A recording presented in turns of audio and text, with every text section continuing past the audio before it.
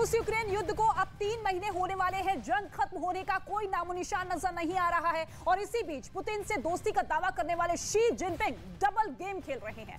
America की एक cyber security agency ने यह दावा किया है कि चीन दो मुंहा सांप है जो रूस की पीठ पीछे उसकी सुरक्षा से जुड़े डेटा चुरा रहा है। मतलब यह कि चीन रूस के मुंह पर कुछ और पीठ पीछे कुछ और है।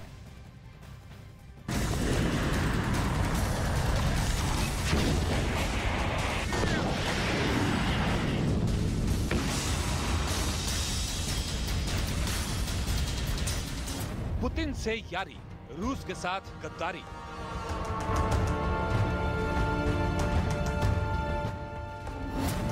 पुतिन से शी जिनपिंग का सबसे बड़ा धोखा।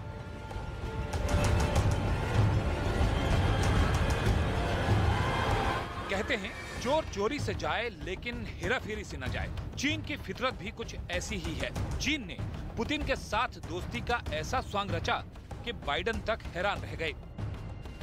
पूरी दुनिया यही मानती रही कि रूस की सबसे बड़ी मुश्किल घड़ी में चीन ही उसका सबसे बड़ा हमदर्द साबित हुआ, जिसने पूरे युद्ध के दौरान रूस का साथ नहीं छोड़ा। चीनी राष्ट्रपति शी जिनपिंग भी महायुद्ध के पहले दिन से ही पुतिन के साथ खुद को खड़ा दिखाने की कोशिश कर रहे थे, लेकिन अब जो रिपोर्ट सामने आई है उसने चीन के डबल गेम से पर्दा उठा दिया है। अमेरिकी Israeli software company cheque point की रिपोर्ट के मुताबिक चीन की ओर से रूस की जासूसी की कोशिश की गई। रिपोर्ट के मुताबिक रूस की पीठ पीछे चीन उसकी सुरक्षा से जुड़े डेटा इकट्ठा कर रहा था। रिपोर्ट में दावा किया गया है कि रूस को पता ही नहीं कि चीन ऐसा काम कर रहा था। यानी युद्ध के दौरान एक तरफ शी जिनपिंग यूएनएससी में खुलकर रूस का समर्थन कर रहे थे, ठीक उसी वक्त चीन रूस के खिलाफ भीतर घात की भी कोशिश में लगा था। जिस वक्त रूस के हमले का विरोध न करके शी जिनपिंग अमेरिका से दुश्मनी मोल ले रहे थे, ठीक उसी दौरान शी के हैकर रूस की सुरक्षा में सेंध लगाने की कोशिश में जुटे थे। रिपोर्ट में दावा किया गया है कि हैकिंग की कोशिश चीन के सरकारी हैकरों ने की और ये सब हुआ 23 मार्च को, जब रूस यूक्रेन के खिलाफ युद्ध में व्यस्त था। रूस की मिलिट्री रिसर्च से जुड़े वैज्ञानिकों को कथित तौर पर कुछ ईमेल भेजे गए। ईमेल में अमेरिकी प्रतिबंधों की जानकारी होने का दावा किया गया था, जबकि असलियत में इन ईमेल में ऐसी फाइलें थीं जिन्हें खोलते ही मालवेयर रूस की सुरक्षा जानकारियों पर अटैक करता।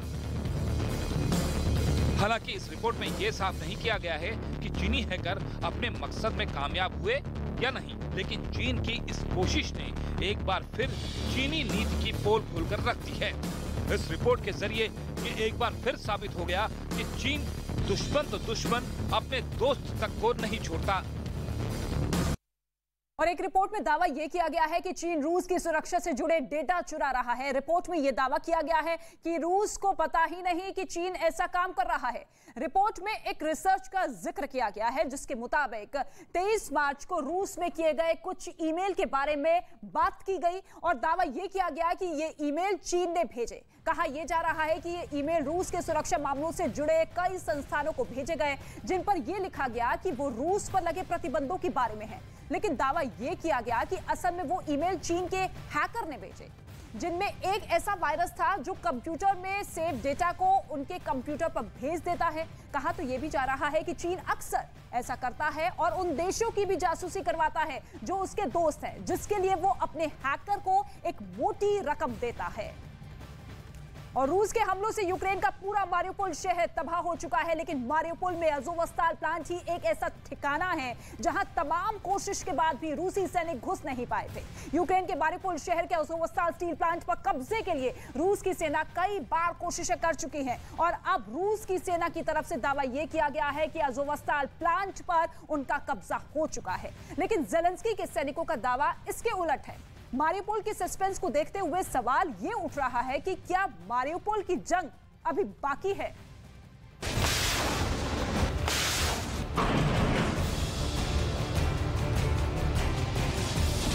रूस के आगे ज़ेलेंस्की ने नहीं टेके घुटने।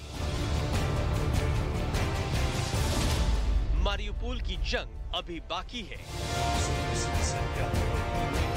पूरी दुनिया के सामने रूस ने ऐलान कर दिया कि यूक्रेन के मारियुपोल पर उसका कब्जा मुकम्मल हो गया, क्योंकि मारियुपोल पर संपूर्ण विजय में जो स्टील प्लांट आड़े आ रहा था, उस प्लांट में यूक्रेन के आखिरी मोर्चे को भी पुतिन की सेना ने ढहा दिया। और इसके बाद रूस की ओर से यह दावा किया गया कि स्टील प्लांट में घायल सैनिकों की जान बचाने के लिए यूक्रेन की सेना ने उसके आगे घुटने टेक दिए। रूस के इस दावे के बाद यूक्रेन की ओर से भी इस बात की पुष्टि कर दी गई कि अज़ोवस्ताल स्टील प्लांट से उसकी सेना पीछे हट चुकी है। सबूत के तौर पर रूस ने यूक्रेन के सैनिकों के सरेंडर करने का वीडियो भी जारी कर दिया। सरेंडर के वीडियो में बड़ी संख्या में यूक्रेन के सैनिक अपने घायल साथियों को स्ट्रेचर पर लेकर स्टील प्लांट से बाहर निकलते दिखे थे। प्लांट से बाहर आने के बाद रूसी सेना के जवानों ने सभी की तलाशी ली।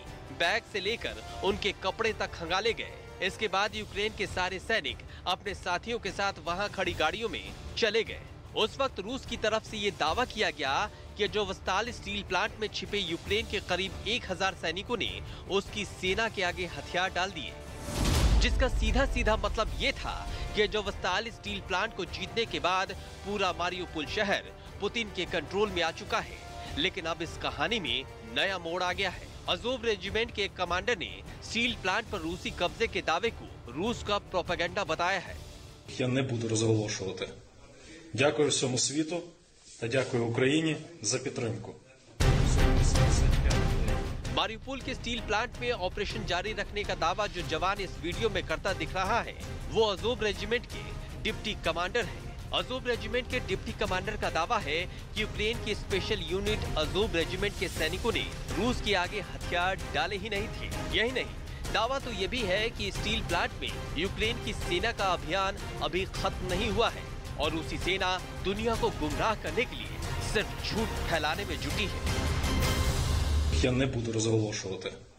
Дякую всьому світу та дякую Україні за підтримку. इस दावे से ठीक उलट रूस ने यह दावा किया था कि स्टील प्लांट से ज़ेलेंस्की की सेना के जिन सैनिकों ने हथियार डाले हैं वो अज़ोव रेजिमेंट के ही जवान हैं, जिन्होंने कई दिनों तक रूस की सेना के नाक में दम कर रखा था, जो न सिर्फ अज़ोवस्ताल स्टील प्लांट में रूसी फौज को घुसने से रोक रहे थे, बल्कि हर मोर्चे पर उन्हें मुंह तोड़ जवाब दे रहे थे। खास बात यह है कि शहर के आखिरी किले को ढहाने के लिए रूस ने अपनी पूरी ताकत झोंक दी थी। यहाँ तक कि पुतिन ने अपने सबसे वफादार और खूंखार चेचन कमांडर रमजान कादिरोव को भी जंग में उतार दिया था, जिसके बाद चेचन लड़ाकों ने शहर में जमकर तबाही मचाई। रूस की सेना के साथ मिलकर चेचन लड़ाकों ने कई दिनों तक यूक्रेन की सेना के साथ जंग लड़ी और इसका नतीजा क्या हुआ वो मारियुपोल शहर की ये तस्वीरें बयां कर रही हैं। पूरा शहर खंडहर में तब्दील हो चुका है। यूक्रेन ने आरोप लगाया था कि शहर पर कब्जा करने के दौरान रूसी सेना ने हजारों लोगों का कत्ल करवा दिया। हालांकि बाद में रूस ने यह दावा किया कि उसकी सेना ने पूरे मारियुपोल शहर पर कब्जा जमा लिया है, लेकिन इसके बाद भी शहर के एक हिस्से में मौजूद अज़ोवस्ताल स्टील प्लांट रूस की पकड़ से दूर था, क्योंकि यूक्रेन की सेना की स्पेशल यूनिट अज़ोव रेजिमेंट ने स्टील प्लांट को अपना बेस बना लिया था और दावा किया कि यूक्रेन के करीब 2000 सैनिकों ने रूस के खिलाफ मोर्चा खोल दिया था।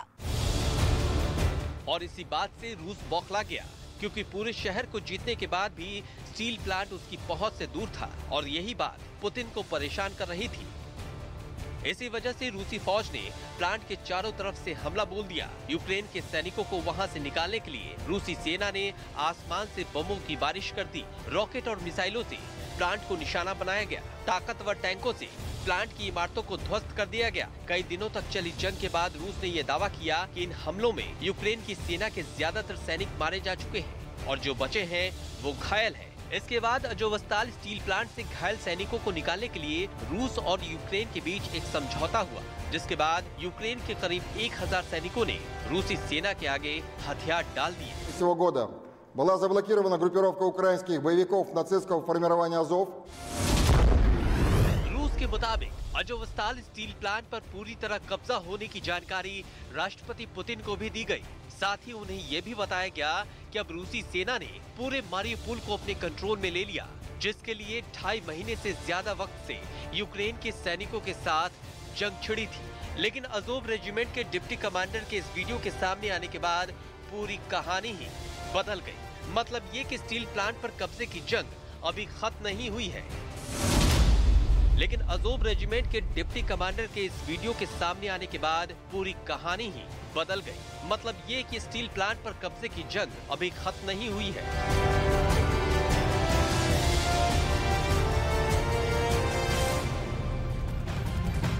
और बूचा में हुए नरसंहार को अब 2 महीने से ज्यादा का वक्त बीत चुका है, लेकिन अभी भी जिंदगी पटरी पर नहीं लौटी है। जगह जगह बिखरे बच्चों के खिलौने और लोगों का जरूरी सामान इस बात की गवाही दे रहा है कि बूचा में किस कदर बर्बरता हुई थी। बूचा में बर्बादी के निशान अभी भी दिखाई दे रहे हैं। इस वक्त हम लोग बूचा में मौजूद है। बूचा नरसंहार जिसको लेकर के तमाम तरह की खबरें सामने आई, बहुत सारी बातें उसको लेकर के लिखी गई। यकीन मानिए हम लोग इस वक्त बूचा में चीज़ों को दिखाने की कोशिश कर रहे हैं, लेकिन यहाँ से जो तस्वीरें सामने आ रही है वो रूह कपाने वाली है। अभी तो काफ़ी हद तक यहाँ से चीज़ों को साफ किया गया है, मलबे को हटाया गया है, लेकिन मैं आपको बताऊँ जिस सड़क पर हम लोग मौजूद हैं, जहाँ तक आपकी नज़र जा रही है ये रोड है, वहाँ तक रूसी टैंक मौजूद थे और वो एक एक घर को शिकार करते चले गए, जिसमें 1000 से ज़्यादा लोगों की जानें गई, जिनके शव पड़े हुए थे। 2 अप्रैल को जब पहली बार दुनिया ने बूचा के बारे में देखा, जो तस्वीरें सामने आई, और आप देख सकते हैं कि अभी भी निशान है। यहीं से टैंकों के जरिए ये गोला दागा गया, घर को नुकसान पहुंचा। आप जिधर देखेंगे, कैमरा जिधर भी जाएगा, आप इस तरफ देखेंगे, इधर आप देखिए, ये घर तबाह हो चुका है। ये टैंक का पार्ट यहाँ पर मौजूद है। जहां भी नजर जाएगी यहाँ पर सिर्फ विनाश नजर आएगा। इधर हम आते हैं, ये हम देखेंगे कि ये टैंक का पहिया, रूसी टैंक का पहिया, घर को तो उजाड़ दिया। ये जूते आप देख सकते हैं, जूता पड़ा हुआ है अभी भी। ये टैंक का इंजन है। पीछे हम देखेंगे ये गाड़ी जल चुकी है, उधर साइकिल थी। सिर्फ तबाही का मंजर अभी भी है। आप समझिए कि 2 महीने बीत चुके हैं इस नरसंहार को। 2 महीने बाद भी बूचा में जिंदगी पटरी पर नहीं लौटी है। लोग आ तो रहे हैं लेकिन हिम्मत नहीं जुटा पा रहे हैं। हम आगे जाएंगे, मैं आपको दिखाती हूँ तस्वीर। करम आप रोड के उस तरफ भी दिखाते रहिए। आप सामने देखेंगे, उधर मल्टी स्टोरी बिल्डिंग देखेंगे। बूचा में सबसे ज्यादा बुरा हाल हुआ है। बूचा में जो नरसंहार हुआ, उसके बाद रूसी सैनिकों को जवाब दिया गया, वो लौटे, लेकिन यहाँ की तो तस्वीर बदल गई। ये बच्चे का खिलौना ये ऐसे ही पड़ा हुआ है। ये तस्वीरें अपने आप में कई सारी कहानियां बयां कर रही हैं, लोगों की आप बीती बयां कर रही है कि उस वक्त उन्होंने क्या कुछ झेला होगा, क्या वो मंजर रहा होगा। ये आगे हम आते हैं, यहां भी कुछ नहीं बचा है, सिर्फ स्ट्रक्चर है और मलबा।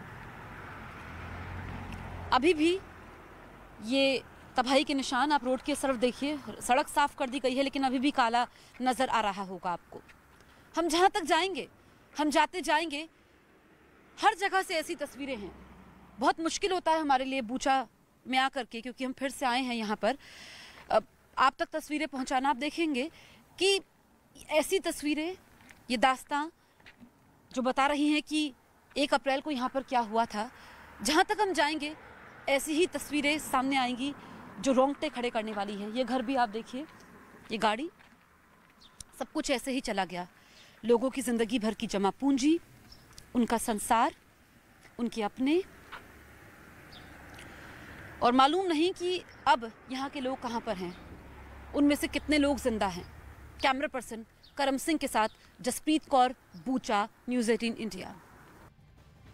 रूस और यूक्रेन की जंग का आज 88वां दिन है। रूस ने एक और जहां यूक्रेन के मारिउपोल समेत कुछ इलाकों पर कब्जे का दावा किया, तो वहीं दूसरी तरफ कुछ इलाके ऐसे भी हैं जहां रूस को बैकफुट पर आना पड़ा। रूस की सेना ने राजधानी कीव पर कब्जे के लिए जोरदार हमले बोले, लेकिन अब स्थिति क्या कुछ है वो आपको मैप के जरिए, ग्राफिक्स के जरिए समझाने की कोशिश करते हैं। ये देखिए, यूक्रेन के वो शहर है जहां पर रूस की सेना की तरफ से कोशिश तो ये की गई थी कि कब्जा कर लिया जाए, लेकिन राजधानी कीव से रूस की फौज को लौटा दिया गया है। जवाबी कार्रवाई इतनी ज्यादा जोरदार की गई कि वहां से रूस की सेना पूरी तरीके से हट चुकी है। इसके बाद पूरा जोर कहां आया रूस की सेना का? वो खार्किव में आया। यूक्रेन ने रूस की सेना को यहां से खदेड़ दिया है, मुंह की खानी यहां पर रूस की सेना को पड़ी है और ऐसे में खार्किव से भी रूस की सेना आगे बढ़ चुकी है। डोनबास वो इलाका जहां पर सबसे ज्यादा मिसाइलों के जरिए हमले किए गए थे, गोलीबारी बमबारी को अंजाम दिया गया था और ऐसे में 80% इलाका जो है रूस ने कब्जा लिया है, लेकिन 20% इलाके को यूक्रेन की सेना ने बचा लिया है। इसके साथ ही साथ ओडेसा पर भी जोरदार पलटवार यहां पर यूक्रेन की सेना करती हुई नजर आई। ओडेसा जो कि दक्षिण यूक्रेन का बहुत ही महत्वपूर्ण एरिया है और ऐसे में कोशिश यही है कि इस बंदरगाह को अपने कब्जे में ले लिया जाए। हालांकि कुछ हिस्से ऐसे हैं जहां पर रूस की सेना ने अपना दबदबा बनाया हुआ है, लेकिन कुछ हिस्सों से कब्जा यूक्रेन की सेना ने मुक्त करवा लिया, कब्जा मुक्त कुछ हिस्सों को करवा लिया गया है। तो ये 4 ऐसे शहर हैं जहां पर रूस की सेना की तरफ से ताबड़तोड़ हमले तो जरूर किए गए थे, लेकिन यूक्रेन की तरफ से पलटवार किया गया और ऐसे में रूस की सेना को मुंह की खानी पड़ी। लेकिन अब यूक्रेन से आए बहुत ही खतरनाक वीडियो की हम बात करेंगे। ये ऐसा वीडियो है जिसे देखकर ज़ेलेंस्की भी अपने आंसू नहीं रोक पाएंगे। वैसे ज़ेलेंस्की के लिए अफसोस करने वाले और भी मुद्दे हैं, क्योंकि ऐसी रिपोर्ट है कि पुतिन यूक्रेन के कई इलाकों को अब रूस के नक्शे में मिला सकते हैं। लेकिन पहले वो वीडियो देखिए जिसे देखकर ज़ेलेंस्की भी रो पड़े।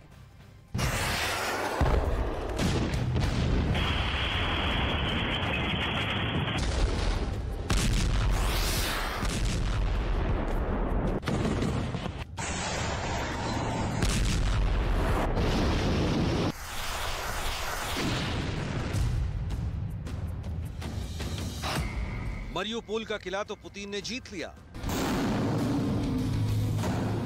पुतिन ने मरियुपोल पर विजय कर तय कर दिया कि अब यूक्रेन का समंदर से कनेक्शन कट कर दिया गया है। दक्षिणी पूर्वी यूक्रेन के इस अंतिम बड़े गढ़ के साथ ही माना जा रहा है कि युद्ध के एक बड़े चरण का पटाक्षेप हो गया।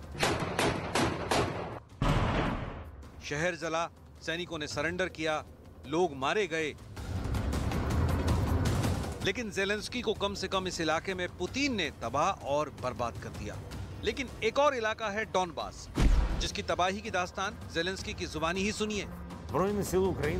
इसके बाद आपको वो रिपोर्ट दिखाएंगे जिसके मुताबिक पुतिन का प्लान सिर्फ यूक्रेन के शहरों को जीतना नहीं, बल्कि उस पर हमेशा के लिए रूस का आधिपत्य स्थापित करना है। और इसके पीछे मकसद सीधा और साफ है, नेटो को रूस की सीमा से दूर, बहुत दूर रखना। लेकिन पहले सुनिए डोनबास के खंडहर में तब्दील होने का ज़ेलेंस्की का दर्द। Збройні сили України продовжують просуватися у звільненні Харківщини. Але на Донбасі окупанти намагаються ще більше посилити тиск. Там пекло, і це не перебільшення. Жорстоке, абсолютно безглузде бомбардування Сєвєродонецька. Там тільки за один день 12 загиблих, десятки поранених.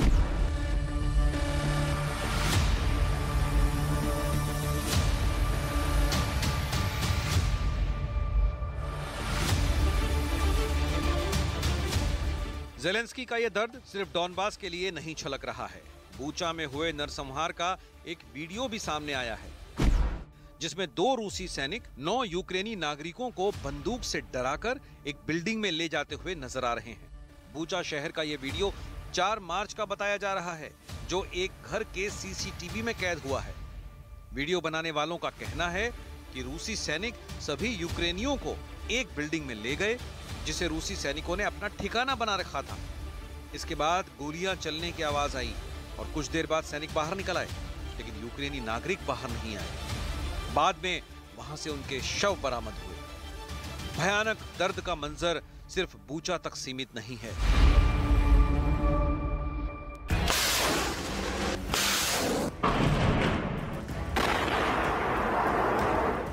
मारियुपोल को ध्वस्त करने के बाद अब पुतिन की नजर लवीव और कीव जैसे शहरों पर है। इन शहरों के ताजा हालात कैसे हैं, ये आपको दिखाएं, उसके पहले उन इलाकों की तस्वीर देखनी बहुत जरूरी है जहां रूस को बैकफुट पर जाना पड़ा। रूस की सेना ने कीव पर कब्जे के लिए जोरदार हमले किए थे, लेकिन यूक्रेन की ओर से जबरदस्त पलटवार के बाद रूस की सेना को यहां से खाली हाथ ही लौटना पड़ा। वहीं यूक्रेन के सैनिकों ने खार्किव से भी रूसी सेना को खदेड़ दिया था। रूस की सेना को ओडेसा में भी यूक्रेन से जोरदार पलटवार का सामना करना पड़ा था और ओडेसा में हाइपरसोनिक मिसाइल से हमले के बावजूद यहां पर रूस कुछ ही हिस्सों पर कब्जा कर पाया। उधर खार्किव में भी रूस की सेना को यूक्रेनी सैनिकों ने कड़ी टक्कर दी और यहाँ पर रूस 80% हिस्से पर ही कब्जा कर पाया। यही नहीं, मारियोपोल के अजोवस्ताल स्टील प्लांट में 1700 यूक्रेन के सैनिकों के सरेंडर करने के बीच अजोव बटालियन के एक डिप्टी कमांडर का वीडियो सामने आया है, जिसमें वो कह रहा है कि मैं और मेरे सैनिक अब भी अजोवस्ताल प्लांट में हैं। मतलब यहाँ भी पुतिन के सैनिकों के प्रचंड प्रहार के बावजूद यूक्रेन की फौज अब तक टिकी हुई है। Слава Україні! Сьогодні 85-й день війни. Я і командування перебуває на території заводу «Азовсталь». Триває певна операція, деталі яких я не буду розголошувати. Дякую всьому світу та дякую Україні за підтримку. Побачимося.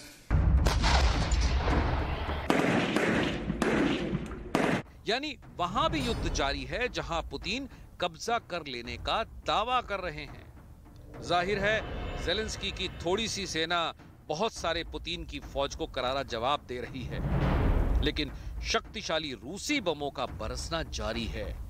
पुतिन ने कहा तो था कि ये जंग नहीं मिलिट्री ऑपरेशन है, लेकिन यूक्रेन में आशियानों की जो तबाही है वो कुछ और ही पिक्चर दिखा रही है। Сразу мы все, я не спала, я дивилась на компьютер, а вони спали. То сразу какой-то был взрыв, только я не поняла где. И все вскочили, и сразу же моментально начало тут бахкать, и оно начало все сверкать тут, сверкать, и дыма. Когда окна повылетали, дыма было, очень много дыма, прямо в комнате дышать было нечем. Пыляка, дым, вот это. यूक्रेन की निर्दोष जनता थोपे गए युद्ध का दर्द झेल रही है। करीब 3 महीने से जंग के मैदान से रोजाना ऐसी तस्वीरें सामने आती है जिसमें लोग अपनों को खोने की दास्तां सुनाते हैं, अपने उजड़े आशियाने की कहानी सुनाते हैं, या फिर खुद जख्मी होकर स्ट्रेचर पर लेटे नजर आते हैं। और अब तो ये कहा जा रहा है कि इस रात की सुबह नहीं, मतलब जंग लंबी चलेगी, क्योंकि पुतिन तो अभी यूक्रेन के दक्षिण पर अपना आधिपत्य जमा पाए हैं। अभी पूरा पूर्वी इलाका और कीव का किला बाकी है।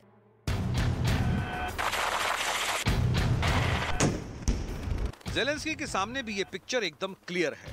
खुद ज़ेलेंस्की कह चुके हैं कि युद्ध लंबा चलेगा, क्योंकि ज़ेलेंस्की को युद्ध के लिए वो सब कुछ मिल रहा है जिसकी उन्हें जरूरत है। इसीलिए ज़ेलेंस्की की जुबान पर अब भी इंसाफ की बात आती है, युद्ध अपराध के खिलाफ सजा की बात आती है।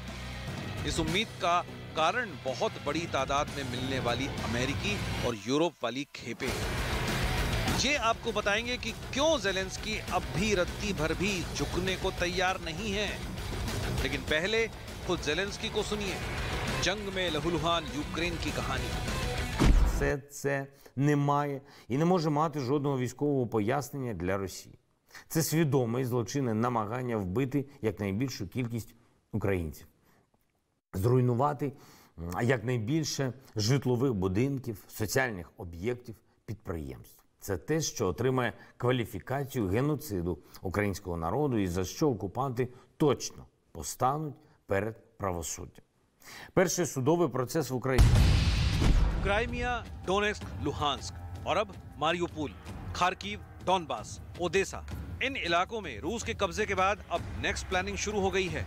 रूस के बड़े नेता इन इलाकों का दौरा कर रहे हैं और कुछ और करने वाले हैं, क्योंकि पुतिन चाहते हैं कि यहाँ सिर्फ रूसी फौज का कब्जा ना हो, यहाँ रूस का रूबल चले। मतलब आर्थिक तौर पर अब तक जिन इलाकों से यूक्रेन की कमाई होती थी, उससे अब रूस की कमाई हो। यही नहीं, चर्निव परमाणु प्लांट पर भी पुतिन की नजर है।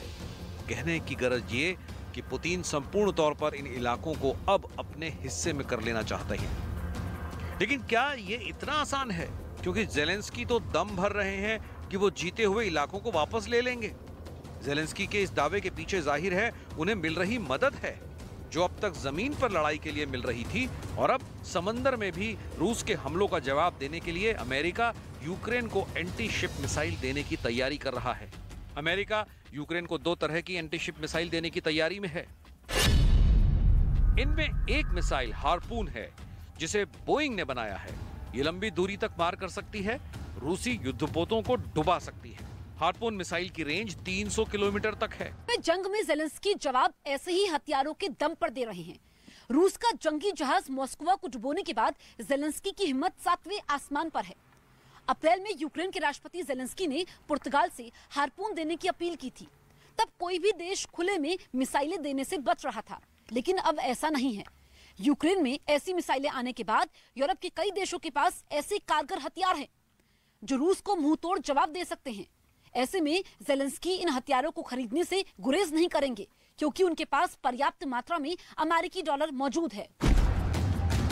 जेलेंस्की को एक और बेहद शानदार हथियार मिलने जा रहा है, नेवल स्ट्राइक मिसाइल, जिसे कोंग्सबर्ग और रायथियोन टेक्नोलॉजीज ने मिलकर बनाया है। नेवल स्ट्राइक मिसाइल की रेंज 250 किलोमीटर है, जिसे यूक्रेन के तट से भी लॉन्च किया जा सकता है। मिसाइल की कीमत $1.5 मिलियन प्रति राउंड है। अमेरिकी थिंक टैंक हडसन इंस्टीट्यूट के मुताबिक हार्पून जैसी 12 से 24 एंटी शिप मिसाइलें रूसी जहाजों को डराने धमकाने के लिए पर्याप्त हैं। इन मिसाइलों के अलावा Ukraine M270 multiple rocket launcher system यानी MLRS को भी खरीदने जा रहा है। इसे लॉकहीड मार्टिन ने तैयार किया है। इससे 70 किलोमीटर से ज्यादा की दूरी तक निशाना मारा जा सकता है। जरा सोचिए, जेलेंस्की के पास जब ऐसे हथियार होंगे तो पुतिन जो 2-4 दिनों में यूक्रेन पर विजय का सपना संजो रहे थे, उन्हें 3 महीने तक लड़ना पड़ रहा है। और जब ये हथियार यूक्रेन पहुंच जाएंगे तब क्या होगा? अमेरिकी एक्सपर्ट इस बात को अभी से कह रहे हैं कि ये युद्ध लंबा खींचेगा और इसके पीछे शायद जेलेंस्की का यही हथियारों वाला प्लान है। खुद अमेरिका चाहता है कि नेटो से 1-to-1 रूस का ना हो, लेकिन जेलेंस्की रूस के सामने झुके भी नहीं, इसलिए डॉलर भी दे रहा है और अपने बनाए हथियारों को यूरोपीय देशों के रास्ते यूक्रेन पहुंचाने की कोशिश भी कर रहा है। उधर अमेरिका ने युद्ध वाला कानून लागू कर दिया है। बाइडेन प्रशासन यूक्रेन युद्ध का अमेरिका पर किसी भी तरह के प्रभाव को सिरे से मिटाना चाहते हैं। यही वजह है कि ऐसे कानूनों को लागू कर दिया गया है जो जंग के समय लागू किए जाते हैं।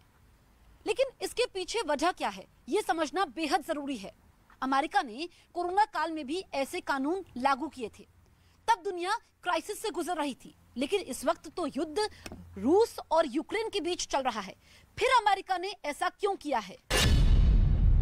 रक्षा उत्पादन अधिनियम का मकसद बच्चों के लिए दूध और जरूरी खाद्य पदार्थों का प्रोडक्शन तेज करना है। सप्लाई चेन में गड़बड़ी और खाद्य पदार्थों की गुणवत्ता के कारण अमेरिका में 2 बच्चों की मौत हो गई थी।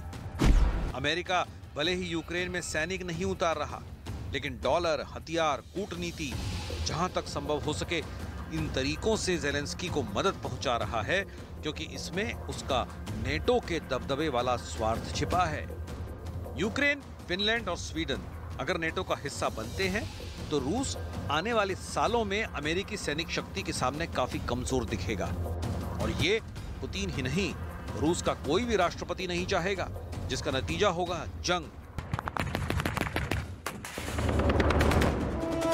लंदन में कैम्ब्रिज यूनिवर्सिटी के कार्यक्रम में राहुल गांधी ने यूक्रेन से की लद्दाख की तुलना, कहा दोनों जगहों पर एक जैसे हालात। बीजेपी ने कहा मोदी के विरोध में बोलते बोलते देश विरोधी हो गए हैं राहुल गांधी। जम्मू कश्मीर के रामबन में रेस्क्यू ऑपरेशन जारी, सुरंग से 6 शवों को बाहर निकाला गया। लापता लोगों की अब भी तलाश। रेस्क्यू ऑपरेशन में सेना और एनडीआरएफ की टीम भी जुटी। यूपी के कई शहरों में अवैध अतिक्रमण के खिलाफ चला योगी का बुलडोजर। कानपुर में माफिया की अवैध इमारतों को गिराया गया। मेरठ, सहारनपुर और शाहजहांपुर में भी कार्रवाई की।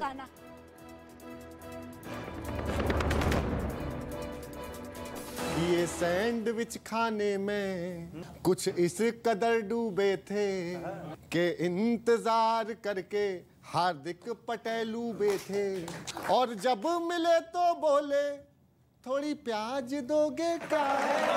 इसे आज धोखा कह दूं, नाराज होगे क्या? एक तर्ज तगाफुल है वो तुझको मुबारक, एक अर्ज तमन्ना है वो हम करते रहे। आप हम दो नात पढ़ते थे, यकायक शिव से जुड़ाव कैसे हो गया? वो कांग्रेसी जामा और मन भाजपाई हुआ, कहो गुरुजी ये बदलाव कैसे हो गया? कि कुछ इस तरह से किया उसने मेरे जख्म का इलाज, कि मरहम भी लगाया तो कांटे की नोक से।